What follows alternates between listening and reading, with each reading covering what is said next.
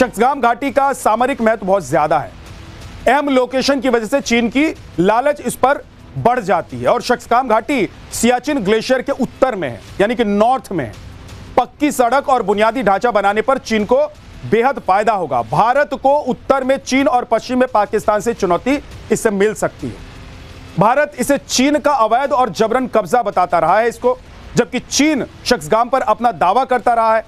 शक्सगाम पर भारत और चीन तनाव की स्थिति में आ सकते हैं, क्योंकि चीन यह कहेगा कि यह पीओके से निकालकर हमको पाकिस्तान ने दे दिया, और भारत कहेगा कि भाई जब पीओके ही हमारा है तो पीओके का कोई हिस्सा तुमको पाकिस्तान कैसे दे सकता है। जबकि शक्सगाम घाटी भारत का ही हिस्सा है। भारत का स्टैंड क्लियर है कि शक्सगाम हमारा है, हमारा ही रहेगा। भारत ने चीन की इस चालाकी पर जोरदार पलटवार किया है। India considers 1963 agreement between Pakistan and China as illegal. Therefore, any activity in Shaksgam Valley is concerned, we do not approve of it, and in this terms, MEA has already issued the statement. Therefore, the joint statement which has been issued in China, what I understand about the CPEC 2.0, we do not accept it, and we consider that it is an illegal action which is being carried out by the two nations. विदेश मंत्रालय पहले ही चीन पाकिस्तान की deal को अवैध बता चुका है। आखिर सामरिक दृष्टिकोण से शक्सगाम वैली भारत के लिए कितना जरूरी है, जरा ये समझ लीजिए।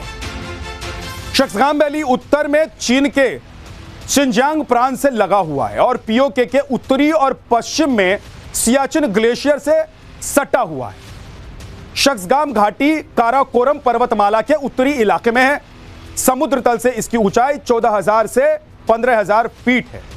यहां से निकली शक्सगाम नदी यारकंद नदी में मिल जाती है, जो चीन के लिए सामरिक लिहाज से काफी अहम है, और तारिम बेसिन तक ये नदी जाती है, और इसी वजह से चीन इसे पश्चिमी मोर्चे की सुरक्षा के रूप में देखता है। शक्सगाम सियाचिन ग्लेशियर और साल्ट्रो रीज के उत्तर में है। चीनी सेना का प्रभुत्व सीधे तौर पर सियाचिन की सुरक्षा में दखल के तौर पर होगा, और इसीलिए भारत को पता है कि इस इलाके को छोड़ने का मतलब होगा, इस इलाके को गंवाने का मतलब होगा कि सीधे सीधे चीन को मौका देना, पाकिस्तान को मौका देना। एक तरफ चीन के साथ शक्सगाम वैली को लेकर तकरार तेज हो रही है, दूसरी तरफ चीन की कम्युनिस्ट पार्टी के डेलीगेशन की बीजेपी नेताओं से मुलाकात पर सवाल उठ रहे हैं। बीजेपी दफ्तर में हुई इस बैठक की तस्वीरों को कांग्रेस शेयर कर सवाल पूछ रही है। बैठक में बीजेपी नेता विजय चौथाईवाले, अरुण सिंह और नकुल भारद्वाज शामिल थे। अब कांग्रेस पूछ रही है, आखिर चीन की कम्युनिस्ट पार्टी और बीजेपी के बीच कौन सा गुप्त समझौता हो रहा है। कांग्रेस ने शक्सगाम वैली पर चीनी विदेश मंत्रालय के उस पोस्ट के जरिए भी सवाल पूछे हैं, जिसमें चीन विदेश मंत्रालय के प्रवक्ता शक्सगाम घाटी को चीन का इलाका बता रही हैं, वहीं वहां हो रहे निर्माण को सही भी बता रही हैं। आपसे मीटिंग हुई, आपके मुख्यालय पे मीटिंग हुई, तो हमें यह बताइए कि जो चीन ने हमारे हितों पर कुठाराघात किया, उस पर चर्चा हुई? गलवान से लेकर लद्दाख से लेकर, और अब जो नया कल जो दावा किया है, क्या आपने इस पे चर्चा की? बंद कमरे में ही सही लाल आंख दिखाई, क्योंकि बहुत कुछ पिछले 10-11 साल में हम गंवा चुके हैं, छवि के अलावा भी कुछ गंवा चुके हैं। झुका हुआ प्रधानमंत्री ये देश कभी स्वीकार नहीं करेगा, जो इस तरह नतमस्तक हो जाता है दुश्मन के सामने। चीन के डेलीगेशन से बीजेपी नेताओं की मुलाकात कूटनीतिक रणनीति का हिस्सा हो सकती है, लेकिन एलएसी को लेकर भारत का रुख एकदम साफ है। चाहे डोकलाम हो या गलवान या फिर शक्सगाम, इन इलाकों पर चीन ने निगाह डाली तो जवाब गलवान जैसा ही मिलेगा। Bureau report, times now Navbharat. और चलिए बात ऑपरेशन आगरा की करते हैं। सबके सब पूछ रहे थे कि इतने दिन से ऑपरेशन चल रहा है, कितने बांग्लादेशी पकड़ लिए, बताओ तो। आज जवाब मिल गया। यूपी में घुसपैठियों के खिलाफ योगी सरकार ने पहला बड़ा सख्त एक्शन लिया है। ऑपरेशन आगरा में अवैध बांग्लादेशियों के खिलाफ बड़ी कार्रवाई की गई है। जी हां, अवैध बांग्लादेशियों पर योगी सरकार का कड़ा एक्शन देखने को मिला है। आगरा से अवैध बांग्लादेशियों को वापस भेजा गया है। अवैध रूप से रह रहे 38 बांग्लादेशी जो है वापस भेजे गए हैं, जिसमें 23 पुरुष, 15 महिलाएं और 10 नाबालिग शामिल बताए जा रहे हैं, जो बिना वैध दस्तावेज के आगरा में रह रहे थे।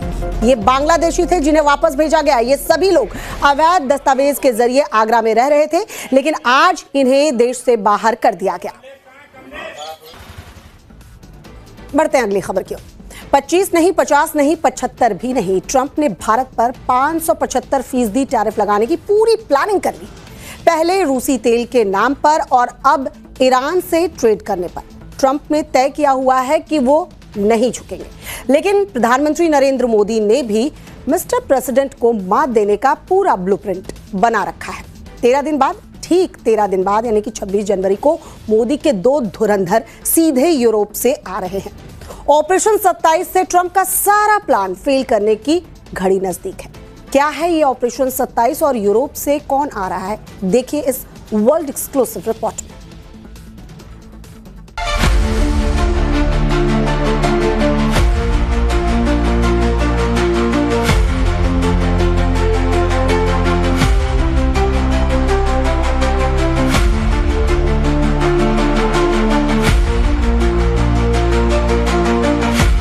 तो क्या अब ट्रंप पूरी तरह से घिर गए हैं, चारों ओर से घिर गए हैं? क्या अब ट्रंप के पास अपने ही बनाए टैरिफ चक्रव्यूह से निकलने का कोई रास्ता नहीं बचा है? अमेरिका के विरोधी और कट्टर होते जा रहे हैं और साथी भी अब विरोधी बनते जा रहे हैं। ईरान के साथ ट्रेड करने वाले देशों पर ट्रंप ने 25% टैरिफ थोपने की धमकी दी है। रूसी तेल खरीदने वाले देशों पर 500% टैरिफ लगाने की धमकी वो पहले ही दे चुके हैं। ट्रंप के सो कॉल्ड टैरिफ वॉर पर अमेरिका की सुप्रीम कोर्ट किसी भी वक्त फैसला सुना सकती है। वेनेजुएला से मादुरो को गिरफ्तार करने के बाद अब ट्रंप ग्रीनलैंड हथियाने की कोशिश में लगे हुए हैं। ट्रंप ने नेटो के लिए कहा कि अमेरिका के बिना नेटो कुछ भी नहीं है, जीरो है। इस बयान से यूरोप के देश ट्रंप से बिफर गए हैं।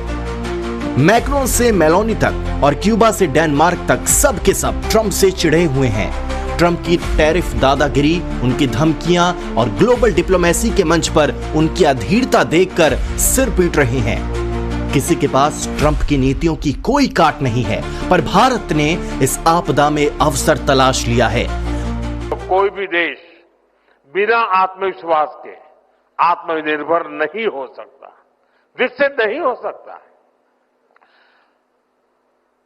और इसलिए अपने सामर्थ्य, अपनी विरासत, अपने साजो सामान पर गौरव का अभाव हमें खलता है। हमारे पास उसके प्रति एक कमिटमेंट चाहिए, गौरव का भाव होना चाहिए और हमें बड़ी मजबूती के साथ, गौरव के साथ मजबूत कदमों से आगे बढ़ना चाहिए। भारत ने उस तरफ कदम बढ़ा दिया है जहां डोनाल्ड ट्रंप का घमंड चकनाचूर हो जाएगा। इस गणतंत्र दिवस पर यूरोपीय संघ के 2 दिग्गज मुख्य अतिथि बन रहे हैं, जो भारत और यूरोप के बीच फ्री ट्रेड एग्रीमेंट को हरी झंडी दे सकते हैं। एके साधे सब सधे, सब साधे सब जाए। रहीम अपने इस दोहे के अनुसार ये कहना चाहते हैं कि एक बार में किसी एक को साधिए, और अगर वो एक भी सधने को तैयार न हो तो क्या किया जाए। प्रधानमंत्री नरेंद्र मोदी ने भी यही किया है। अब अमेरिका को किनारे रखकर यूरोप के 27 देशों को अपने साथ लाने की तैयारी कर रहे हैं।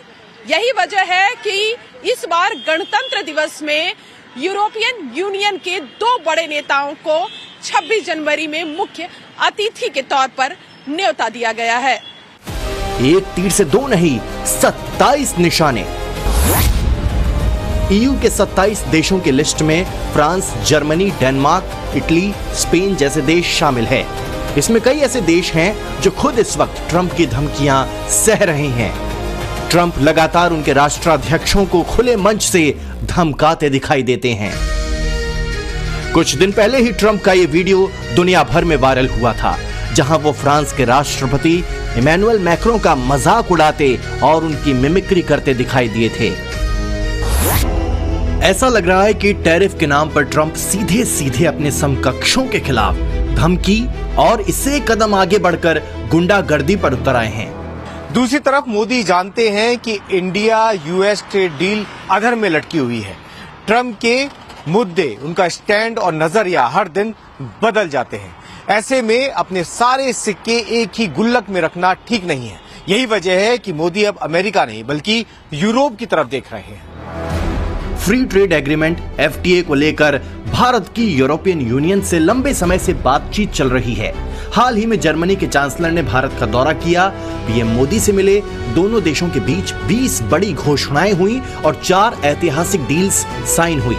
अब 26 जनवरी को भारत ने मुख्य अतिथि के तौर पर उर्सुला वॉन डेर लेन और एंटोनियो कोस्टा को आमंत्रित किया है। उर्सुला वॉन डेर लेन जहां यूरोपीय कमीशन के अध्यक्ष हैं, तो वहीं एंटोनियो कोस्टा यूरोपीय काउंसिल के अध्यक्ष हैं। भारत ने यूरोप के साथ मेगा डील को लेकर एक प्लान बनाया है। अपने इस प्लान में भारत सरकार अब यूरोप को अलग अलग 27 देशों के रूप में नहीं देख रही है, बल्कि भारत अब इन 27 देशों को एक वैश्विक शक्ति के रूप में देख रहा है। ये सब कुछ ट्रंप की खींची हुई लकीर के कारण हुआ है।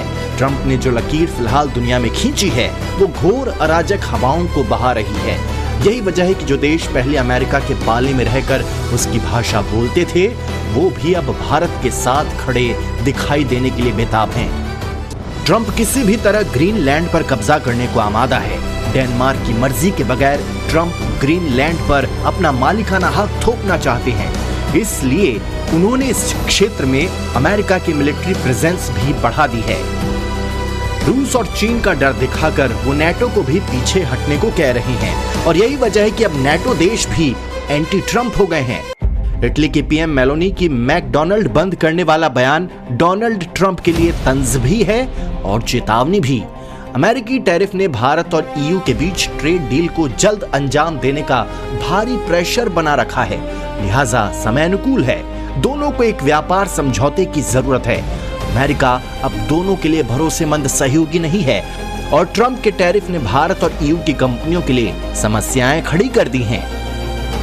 भारत के पहले से ही यूरोप की 2 सबसे बड़ी अर्थव्यवस्थाओं फ्रांस और जर्मनी के साथ बहुत अच्छे संबंध है। ऐसे में अगर भारत और EU के बीच FTA पर समझौता होता है तो ये कदम बेहद अहम माना जाएगा, क्योंकि यूरोपियन यूनियन के साथ फ्री ट्रेड एग्रीमेंट FTA को लेकर भारत लंबे समय से बातचीत चल रही है। ऐसे में पूरी संभावना है कि दोनों नेताओं के इस यात्रा के दौरान ही फ्री ट्रेड एग्रीमेंट पर साइन हो सकते हैं। अगर ऐसा ही हो जाता है तो ये अमेरिका के मुंह पर करारा तमाचा होगा। यूरोप के साथ ये मेगा एग्रीमेंट होने के बाद अमेरिका के साथ होने वाले फ्री ट्रेड एग्रीमेंट का खास महत्व नहीं रह जाएगा, क्योंकि भारत के पास यूरोप के 27 देशों के रूप में एक बड़ा बाजार होगा, जहां हम टैरिफ की चिंता किए बिना बेरोक-टोक आसानी से व्यापार कर सकेंगे। ट्रंप ठहरे बिजनेसमैन, वो इस कदम और इसके नतीजों को बहुत अच्छे से जानते और समझते हैं।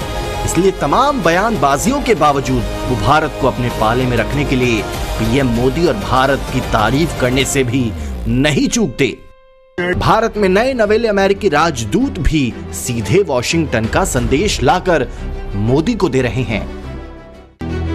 ट्रंप को पता है कि इंडो पैसिफिक के पूरे क्षेत्र में भारत की कितनी मजबूत पकड़ है। इसके अलावा वो ये भी जानते हैं कि भारत दुनिया की 4थी सबसे बड़ी अर्थव्यवस्था है और लगातार पॉजिटिव ग्रोथ की ओर आगे बढ़ रहा है।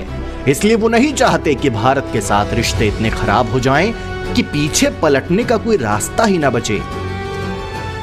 लेकिन दूसरी तरफ ट्रंप ने भारत पर 575% टैरिफ लगाने की फुल प्लानिंग भी कर ली है। अभी भारत 50% टैरिफ झेल रहा है। भारत अगर रूस से व्यापार जारी रखता है तो अमेरिका भारत पर 500% टैरिफ लगा सकता है। चूंकि भारत और ईरान के बीच भी कारोबार है, ऐसे में भारत पर ट्रंप ईरान के साथ व्यापार को लेकर 25% टैरिफ लगा सकते हैं। इस तरह भारत पर कुल 575% टैरिफ लग सकता है। भारत के लिए ईरान अहम ट्रेड पार्टनर है। 2024-25 में भारत ने ईरान को 1.24 बिलियन का एक्सपोर्ट किया। भारत ईरान को मुख्य रूप से चावल, चाय, चीनी, दवाएं और इलेक्ट्रिकल मशीनरी निर्यात करता है यानी बेचता है। वहीं ईरान से भारत सूखे मेवे, केमिकल और कांच के प्रोडक्ट खरीदता है। अब देखना यह है कि भारत इस 575% टैरिफ से कैसे अपने आप को सेव करता है। लेकिन मुश्किल ट्रंप के लिए भी कम नहीं है। अमेरिकी सुप्रीम कोर्ट का ट्रंप के ग्लोबल टैरिफ की लीगैलिटी पर आने वाला फैसला लटका हुआ है। अगर जज उनके खिलाफ फैसला सुनाते हैं तो इससे ईरान के पार्टनर्स पर जल्दी ड्यूटी लगाने की उनकी क्षमता पर असर पड़ सकता है। Bureau report, times now Bharat.